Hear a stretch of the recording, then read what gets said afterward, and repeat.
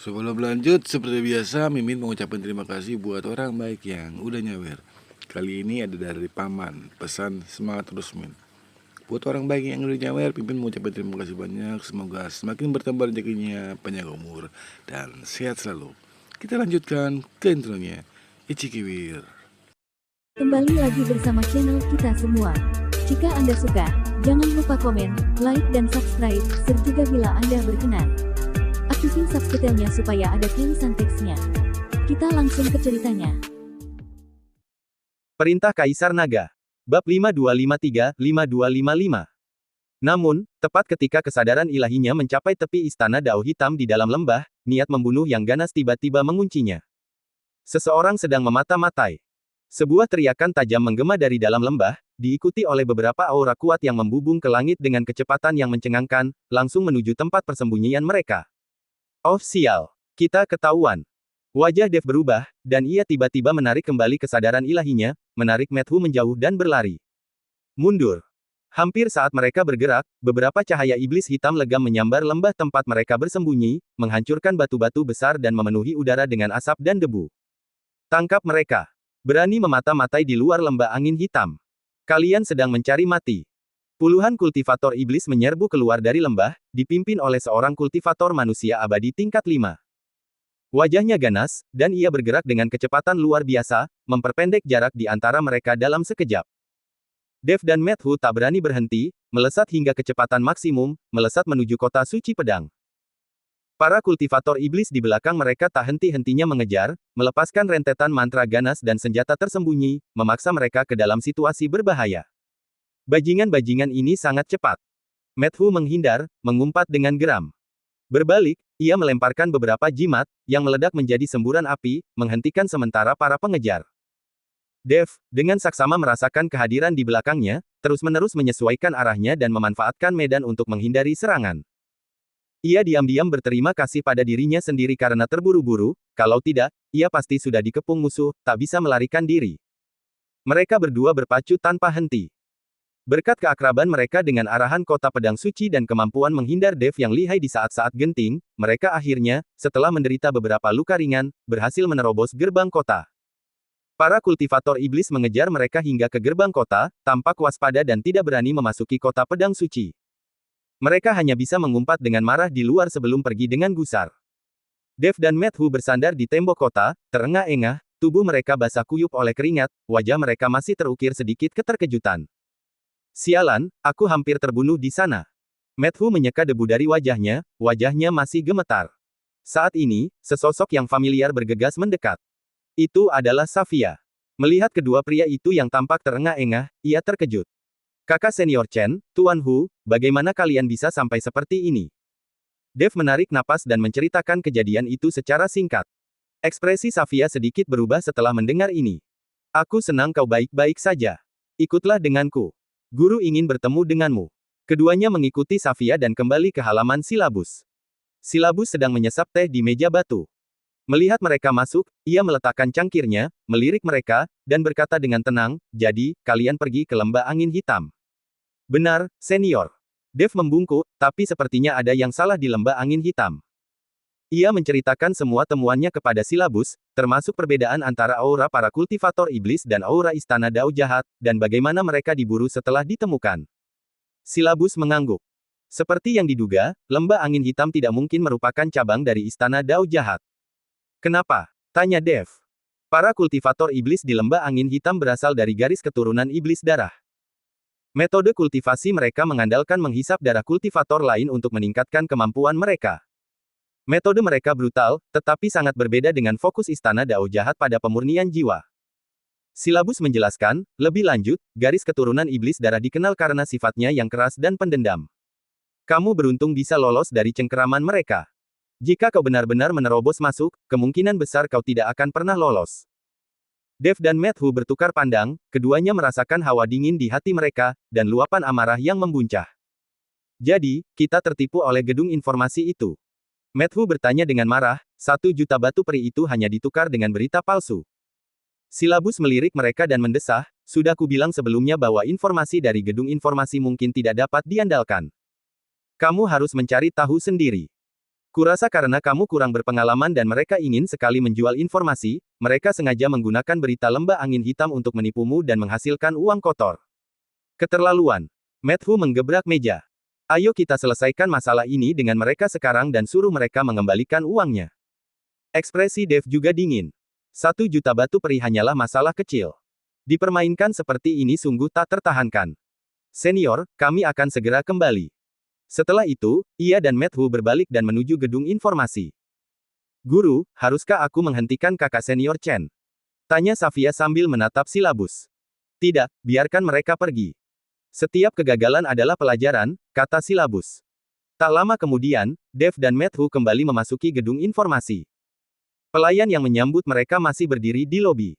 Melihat Dave dan Matthew kembali, raut wajah terkejut terpancar di wajahnya. Lalu, senyum profesionalnya kembali, "Tuan-tuan, adakah hal lain yang Anda butuhkan?" Pengembalian dana. Dave langsung ke intinya, nadanya dingin. Informasi yang Anda berikan salah. Lembah angin hitam sama sekali bukan cabang dari Istana Dao Jahat.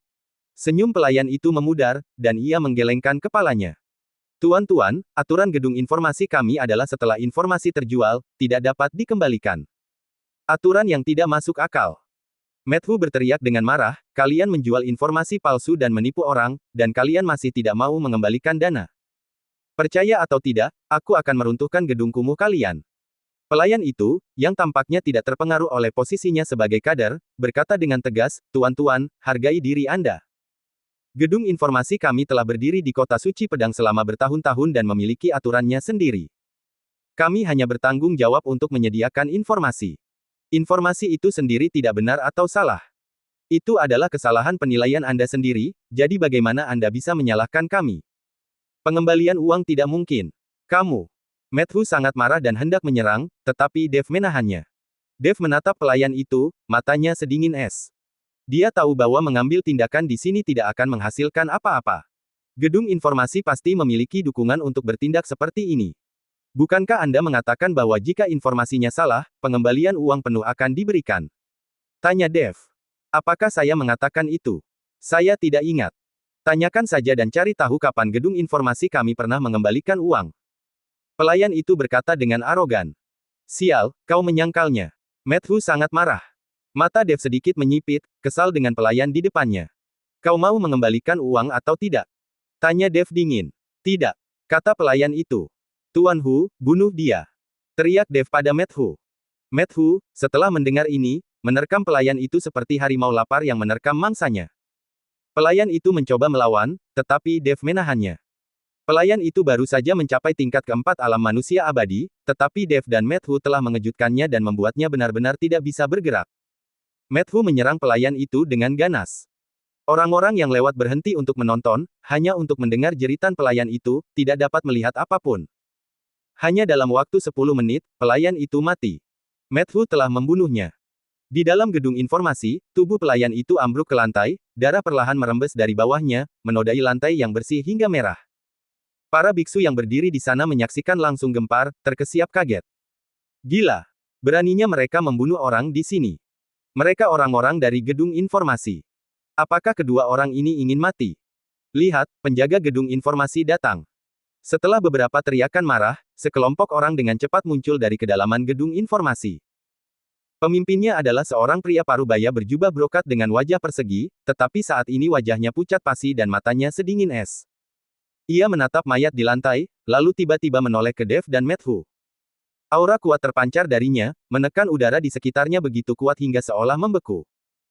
Di belakangnya ada lebih dari selusin penjaga yang tenang, masing-masing dengan tatapan mata tegas dan menghunus berbagai senjata. Mereka langsung mengepung Dave dan Matthew, membentuk pengepungan yang tak tertembus. Kalian lancang. Pria parubaya itu menggertakkan giginya, suaranya dipenuhi amarah yang tertahan.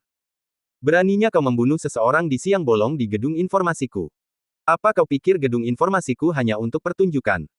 Matthew, yang sebelumnya dibutakan amarah, kini tenang. Melihat para penjaga mengawasinya dan pria parubaya yang berwibawa itu, ia merasa sedikit takut, tetapi ia tetap teguh. Dia pantas mati. Siapa yang menyuruh gedung informasimu menjual berita palsu? Dan kau berani menyangkalnya. Menjual berita palsu. Pria parubaya itu mencibir, matanya melirik mayat pelayan di tanah, lalu ke Dave. Aturan gedung informasi saya selalu jelas soal harga, tidak ada yang tertipu. Tapi kau membunuh orang saat pertama kali muncul ketidaksetujuan. Jika kau tidak memberiku penjelasan hari ini, kau tidak akan bisa meninggalkan gedung informasi ini. Dev melangkah maju, berdiri di depan Matthew. Dengan tenang ia menatap pria parubaya itu dan berkata perlahan, penjelasan. Kami memang bisa memberimu penjelasan. Kami menghabiskan 1 juta batu peri darimu untuk membeli informasi tentang cabang Istana Dao Jahat, tetapi orang-orangmu mengarahkan kami ke Lembah Angin Hitam, mengklaim bahwa itu adalah cabang Istana Jalan Jahat. Tetapi sebenarnya, Lembah Angin Hitam adalah wilayah garis keturunan Iblis Darah dan tidak ada hubungannya dengan Istana Dao Jahat. Kami pergi untuk menyelidiki dan hampir mati di tangan keturunan Iblis Darah. Kami kembali untuk berdebat dan menuntut pengembalian batu peri, tetapi pelayanmu tidak hanya menolak untuk mengakuinya, tetapi juga arogan dan membuat segala macam alasan. Apakah ini salah kami? Suara Dev tidak keras, tetapi bergema jelas di seluruh aula, mencapai para kultivator di sekitarnya, yang mendengarnya dengan jelas. Banyak dari mereka menatap pria parubaya itu dengan sedikit terkejut. Wajah pria parubaya itu sedikit memucat, jelas tidak siap menghadapi situasi ini. Namun, ia terus membantah, omong kosong. Informasi yang diberikan oleh gedung informasi kami semuanya terverifikasi. Bagaimana mungkin itu salah? Pasti kesalahan penilaianmu sendiri yang membuatmu keliru mengidentifikasi Lembah Angin Hitam sebagai targetmu. Sekarang kau mencoba mengalihkan kesalahan kepada kami, bahkan sampai melakukan pembunuhan. Sungguh keterlaluan. Kesalahan penilaian. Mata Dev menjadi gelap. Orang-orangmu bersumpah saat itu bahwa informasi itu benar-benar dapat diandalkan dan jika ada kesalahan, pengembalian dana penuh akan diberikan. Sekarang karena ada yang salah, bukan hanya tidak mengembalikan uangnya, tetapi dengan tegas menyangkalnya. Apakah ini aturan gedung informasimu? Berhentilah mencoba membingungkan orang-orang di sini. Pria parubaya itu menggeram, membunuh seseorang berarti membayar dengan nyawa. Itu sudah sepantasnya. Apapun alasanmu, jika kau membunuh seseorang dari gedung informasi kami, kau harus membayar harganya. Katakan padaku, siapa kau? Beraninya kau membuat masalah di gedung informasi kami. Apakah kau tidak punya senior di belakangmu untuk mendisiplinkanmu? Dia jelas ingin tahu latar belakang Dev dan Matthew. Jika mereka rentan, dia pasti akan menindak mereka dengan keras hari ini. Jika mereka memiliki latar belakang, dia juga akan mempertimbangkan pengaruh mereka. Dev berkata dengan tenang, aku murid Sekte Pedang, Dev Chen. Sekte Pedang. Pria parubaya itu sedikit mengernyit. Sekte Pedang cukup terkenal di kota suci pedang, tetapi tampaknya tidak cukup untuk mengintimidasinya. Dia mendengus dingin, memangnya kenapa kalau kau murid Sekte Pedang? Bukan giliran Sekte Pedang yang bisa mengamuk di kota pedang suci. Matthew tak kuasa menahan diri untuk berseru, kau tidak tahu apa-apa. Dev bukan murid Sekte Pedang biasa. Pria parubaya itu mengabaikan Matthew dan menatap Dev. Beraninya seorang murid Sekte Pedang begitu lancang. Sepertinya kau tidak tahu tempatmu kecuali aku memberimu pelajaran hari ini. Sekilas ketidakberdayaan melintas di mata Dev. Ia tidak menyangka reputasi Sekte Pedang begitu buruk. Namun, melihat pihak lain hendak menyerang, Dev tidak ingin menjadi musuh gedung informasi. Namun kemudian, seseorang tiba-tiba terlintas di benaknya. Bersambung.